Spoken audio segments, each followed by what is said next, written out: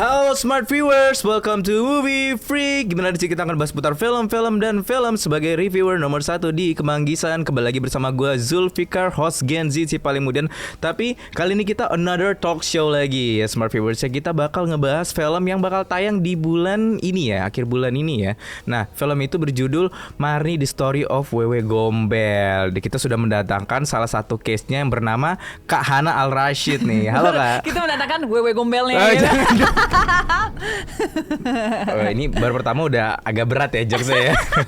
Halo Kana. Halo. Gimana kabarnya Kana hari ini? Alhamdulillah. Nah, Smart Viewers, fun fact Kana ini ya siapa sih yang nggak tahu Kana gitu. Banyak kan. kok, Awas ada Sule gitu kan. Pikitiu gitu kan. Terus juga beliau ini pernah muncul di salah satu video klip Yovie and Nuno. Judulnya apa Mbak? Gue lupa deh ya. Video klip itu menghantuiku. Jadi menghantuiku. No, it haunts me. Maksudnya bukan itu, bukan judulnya gitu. Oke, Jadi siap. kayak mau sebut judul males. Oke, siap. Kita langsung skip aja ya kayak yang lain. Gimana nih Smart Viewers? Nah, ini kalau film-film bahannya ini gue ada beberapa yang udah gue tonton lah ya Smart Viewers. Yang pertama itu ada Ratu Ilmu Hitam, terus juga Dread Out, Modus Anomali, Gundala, Aruna dan Lidahnya, Warkop DKI Reborn, Critical 11, sama yang mau kita bahas nih. Ini namanya Marnie The Story of Wewe Gombel yang bakal tayang di 27 Juni 2024 Smart Viewers. Mbak gue mau nanya kayak kan pasti lo ditawarin kan project ini kan, apa yang ngebuat lo tuh kayak ayo udahlah gue join sama project ini gitu loh. Salah satunya adalah sutradara kami Billy Christian. Jadi sempat along my career beberapa kali kayak ditawarin project sama Mas Billy dan gak pernah jodoh gitu. Tapi selalu penasaran dengan karya-karya dia. Dan kebetulan pas ngobrol dan baca skripnya dan diskusi sama dia, makin tertarik karena melihat visi dia untuk film ini sangat menarik, apalagi dengan cukup female focused. Karakter Rahayu yang aku perankan ini juga adalah kesempatan untuk do something different. So that's always something that I look forward to, is melakukan sesuatu yang atau berusaha untuk melakukan sesuatu yang berbeda dengan setiap karakter yang diperanin gitu. Ceritanya sih. Ceritanya sih. Tadi kan lo sempat singgung soal Rahayunya itu kan, terus lo bilang kayak something different about her gitu, kayak boleh kasih tahu ke gue nggak kayak apa yang berbeda dari si Rahayu ini gitu loh? Kalau dibandingkan karakter yang aku pernah peranin sebelumnya, maksudnya sekarang aku udah masuk di umur dimana udah sering ditawarin jadi ibu-ibu ya. Jadi kayak ibu-ibu lagi nih. Ibu-ibu ini kali ini berbeda gimana? Dia adalah seorang single mom. Dia punya 2 anak, satunya remaja, satunya masih kecil, dan dia punya masalah yang cukup besar sehingga dia membawa anak dia pergi pindah ke desa kecil ini dengan harapan akan punya a new life, tapi malah they get even more problems. And I think for me it was quite interesting untuk mengeksplor the whole idea of single mom gitu. Karakter-karakter perempuan di film Marnie The Story of Wewe Gombel ini tuh cukup kompleks semuanya. Dan I find it quite interesting bahwa setiap karakter kayak mewakili perempuan yang berbeda-beda, dengan background yang berbeda-beda, dengan masalah yang berbeda-beda. But what unites us is this idea that sebagai perempuan kita sering harus menjalankan hidup dengan sangat berat, dengan beban yang sangat berat, dan dengan trauma dan segala hal yang sering fondasinya adalah kelakuan laki-laki di sekitar kami. Berarti emang kayak kalau yang gue lihat sebenarnya film ini cukup relate ya sama isu yang ada sekarang belakangan ini kan, kayak feminize, terus juga isu, nggak tahu ya, gue ngerasa belakangan ini anak-anak tuh banyak yang kurang mendapatkan kasih sayang gitu kan dari orang tuanya kan. Beberapa anak ya, nggak semuanya ya, beberapa aja gitu kan. I think ini film yang cocok gak sih buat ditonton bareng keluarga? Itu sebenarnya dari dulu atau hanya generasi kalian yang berani mengungkapkan? Kabur. Kalau menurut gue sih kayaknya kita lebih berani speak up aja sih gitu kan. Tapi ini maksudnya kan aku lihatnya kalau makanya stigma terhadap single moms, kenapa aku nggak suka? Karena they're just trying to survive for their families gitu kan sebenarnya gitu. Maksudnya paham sih bahwa sekarang ada this whole thing about peran ibu dalam keluarga yang harus menjaga anak ini. Lo kalau single mom, lo juga harus cari duit.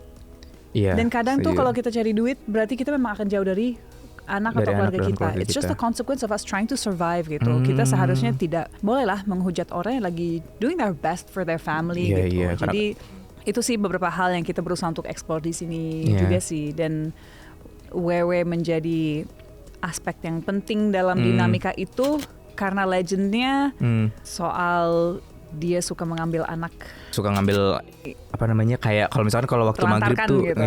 jangan keluar rumah gitu kan. Yeah. Berarti ini pikiran apa ya, pikiran ngasal gue gitu lah, bisa dibilang kayak sindiran gak sih Kak buat orang tua gitu loh, lebih memperhatikan anak atau gimana Kak? No, I don't think so. I Oke, think oh iya.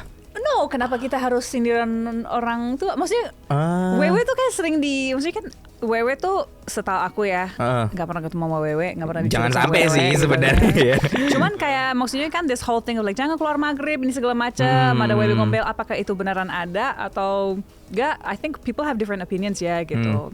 Banyak sih di news kita melihat atau di komunitas yang tertentu yang memang percaya bahwa itu ada dan it's because anak yang di-neglect oleh orang tuanya. Cuman kalau dengan logika aku dan rasional aku, sebagai society kita tuh memang terlalu menghujat orang lain ya. Gampang banget loh kita bilang, anak lo gini karena lo gini gitu. Padahal ya kita susah mengidentify bahwa tanpa support system, emang it doesn't take just one person to raise a child, it takes a community gitu. Jadi kalau misalnya sindiran sih menurutku enggak. Justru menurutku ini adalah film ini berusaha untuk mengeksplor banyak isu di dalamnya, tapi yang aku paling dapat dari skripnya adalah soal bagaimana kita sebagai manusia harus tanggung jawab dengan our own actions.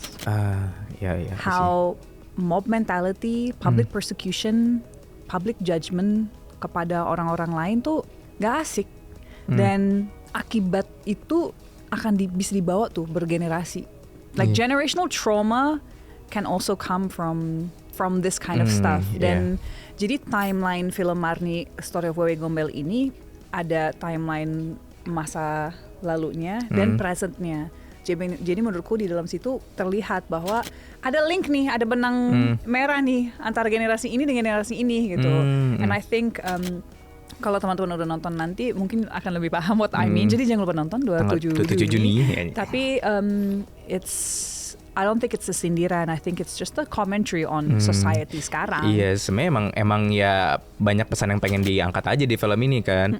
Gue waktu itu kan sempat riset juga kan, kayak film ini tuh bisa bilang dia horor, tapi ada actionnya. Dan gue sempat nonton trailernya juga, kayak ini ada adegan-adegan berantemnya gitu. Kayak menurut gue ini unik banget gitu loh, kayak horor tapi digabungin sama action kan. Bahkan mereka ngedatengin maksudnya tim yang ada di Red juga kan buat ngegarap film ini.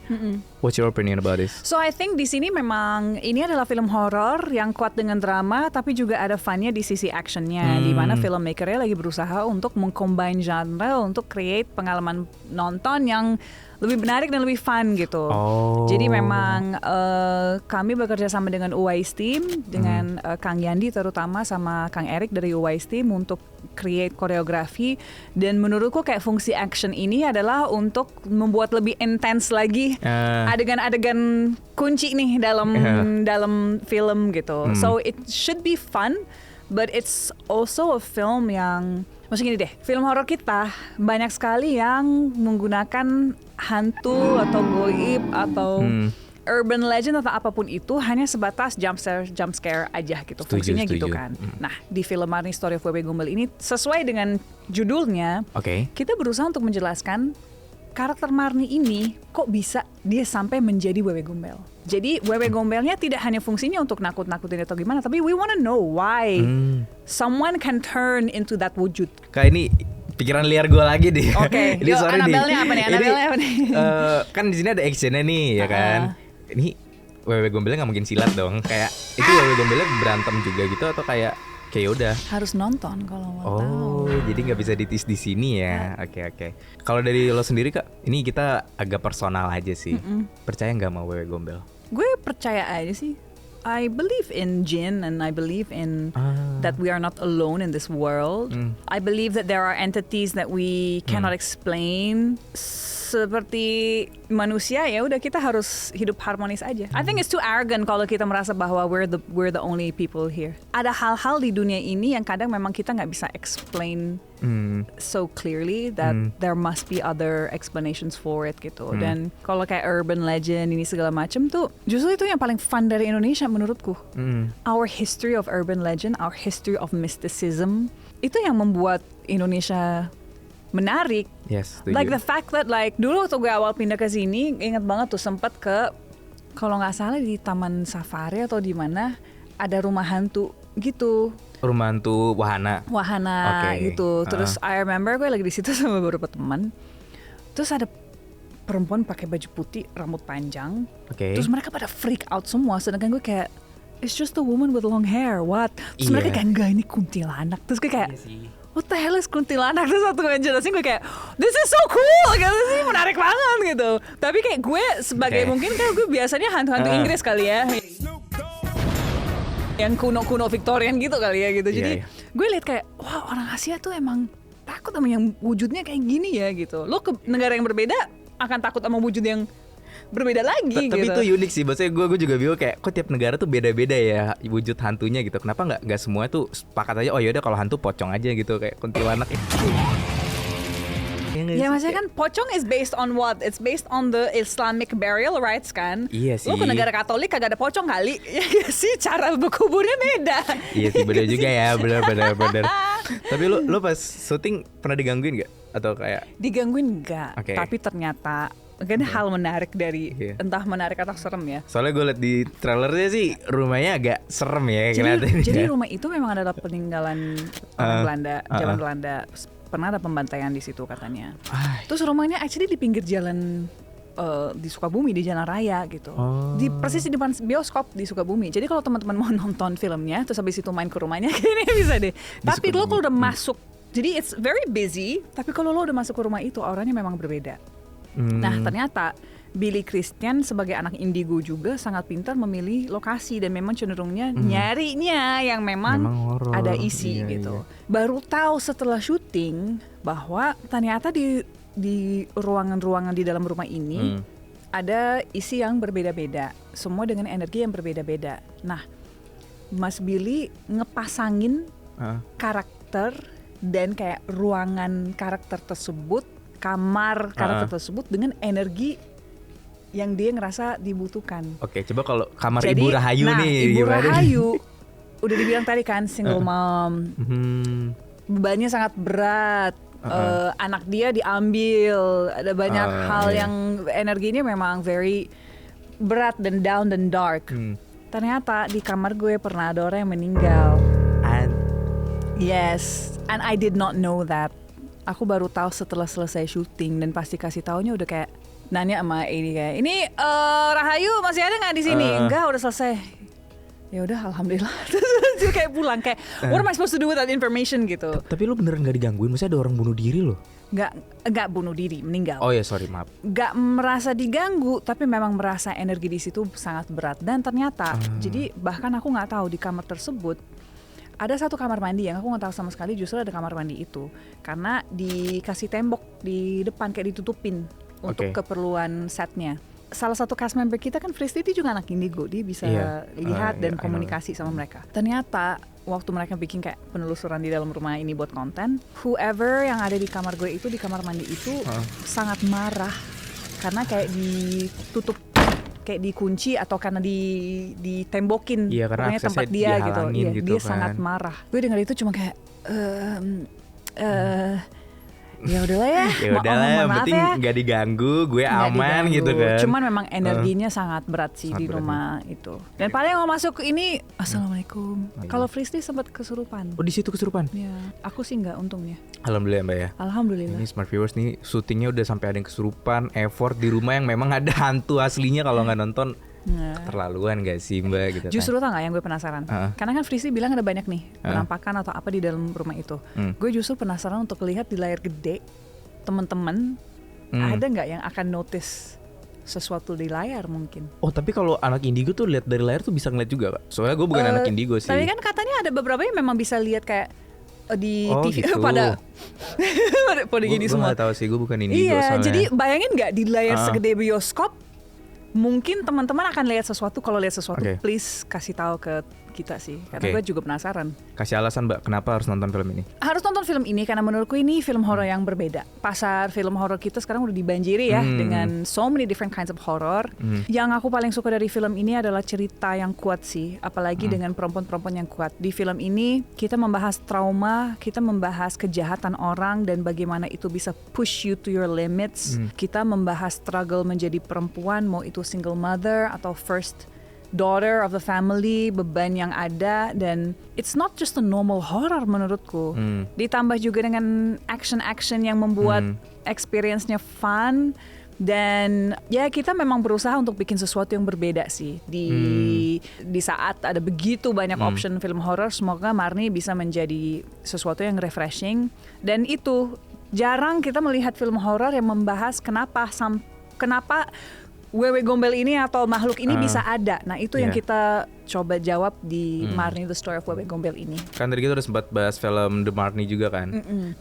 The next project, ada project apa lagi nih Mbak? Wah, Bisa aku di-spill. Sama tadi kan kita sempat ngobrol tentang perindustrian film gitu kan, yang di Makassar. Boleh kasih sepatah dua kata gitu kan, atau promosi tentang perfilman di Makassar kalau kalau project lagi mencari lah gitu. Cuman sembari itu aku juga lagi coba nulis karena aku memang lagi sering balik ke Makassar dan ketemu sama teman-teman filmmaker Makassar, dan setiap kali balik ke sana tuh merasa kayak sangat inspired karena pandangan dan perspektif mereka di Makassar dan di Indonesia Timur tuh tentang industri ini, tentang storytelling tuh sesuatu yang benar-benar berbeda dan menarik. Apalagi ya udah kalau kita di Jakarta terus, kalau kita melihat Jakarta terus, kita beranggapan Jakarta paling bagus. Justru di situ menurut gue kita harus cabut, kita harus lihat yang lain dan berinteraksi dan have connections with other people and other places. Jadi kemarin memang sempat jadi mentor di Southeast Asian Screen Academy di Makassar. Ikut panel di Makassar International Writers Festival juga, dan pada cerdas banget sih di sana. Kan? Jadi Like, kayak nggak melulu Jakarta mulu kan? Jangan Jakarta mulu, dan justru sebagai orang yang melihat film sebagai media untuk mencari connection itu harus kita cari in real life juga, dan kita mendapatkan itu dengan kita bertemu dengan banyak orang.